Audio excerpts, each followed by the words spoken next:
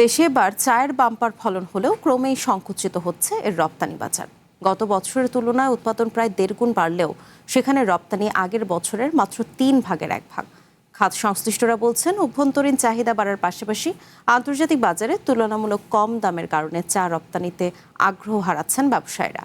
তবে রপ্তানি বাড়াতে বিদেশি দূতাবাসগুলোর মাধ্যমে আন্তর্জাতিক বাজার খোঁজা হচ্ছে বলে জানিয়েছে চা বোর্ড। বাংলাদেশ চা বোর্ডের হিসেবে গত বছর দেশে চায়ের মোট উৎপাদন ছিল 9,49,00,000 কেজি। তবে আবহাওয়া অনুকূলে থাকায় এবার তা প্রায় 1 কোটি কেজি বেশি হতে পারে বলে আশা করা হচ্ছে। কিন্তু বিদেশে চায়ের দাম কম হওয়ায় বাড়তি চা কাঙ্ক্ষিত পরিমাণে রপ্তানি করা সম্ভব হচ্ছে না।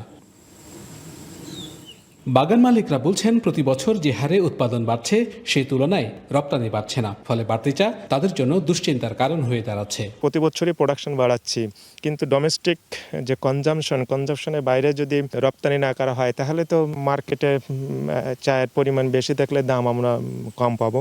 চা বোর্ডের তথ্য বলছে, গত 5 বছরের মধ্যে 2024 সালে সর্বোচ্চ 46 কোটি টাকার চা রপ্তানি হয়, কিন্তু পরের বছর তা নেমে আসে 38.5 কোটিতে। আর এই বছরের জুলাই পর্যন্ত সেই ধারা আগের মতোই নিম্নমুখী। AKS অর্জন করল গিনেস ওয়ার্ল্ড রেকর্ডস।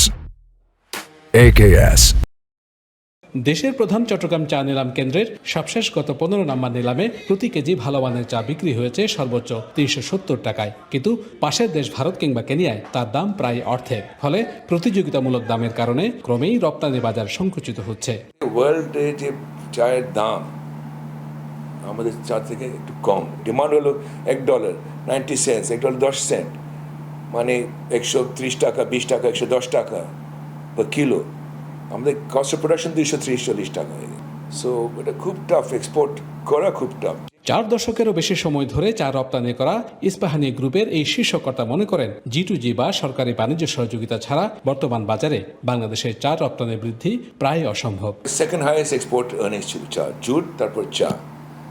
এখন তো চা প্রথম 10টা মনে হয় না, টপ 10-20-তে থাকবে না, খুব কম। জিও খুললে তো হচ্ছে না, বিকজ গভর্নমেন্ট কিনতেছে না এখন। আগে যে বাটে ছিল, সব বাটার ট্রেড। ইজিপ্ট আমরা চা দিতাম ওদেরকে, আমরা কিনতাম কিছু পিগ আয়রন না কিছু, আমরা ওখান থেকে আনতাম, কিছু তুলা মেবি আনতাম। চায়নাও আমাদের থেকে বাটার ট্রেডে কিনছে। অন্যদিকে চা বোর্ড বলছে, এবার রেকর্ড উৎপাদনের হাতছানি থাকায় রপ্তানিতেও বিশেষ মনোযোগ দিচ্ছে তারা। এজন্য বিশেষ মানসম্পন্ন চা উৎপাদনের পাশাপাশি খোঁজা হচ্ছে আন্তর্জাতিক বাজারও। চায়ের রপ্তানি বৃদ্ধিকরণের লক্ষ্যে আমরা অন্যতম প্রধান ক্রেতা দেশ পাকিস্তান, UAE এবং রাশিয়া সহ বিভিন্ন দেশের ক্রেতাদের সাথে নিয়মিত যোগাযোগ অব্যাহত রাখছি। শুধু তাই নয়, আমাদের যে সকল অ্যাম্বাসি এবং কনসুলার অফিস বিভিন্ন দেশে আছে তাদের সাথে আমরা নিয়মিত যোগাযোগ রাখছি এবং উন্নত মানের অর্থোডক্স ব্ল্যাক টি, গ্রিন টি তৈরির উপরেও বিশেষ জোর দিয়েছি এবছর।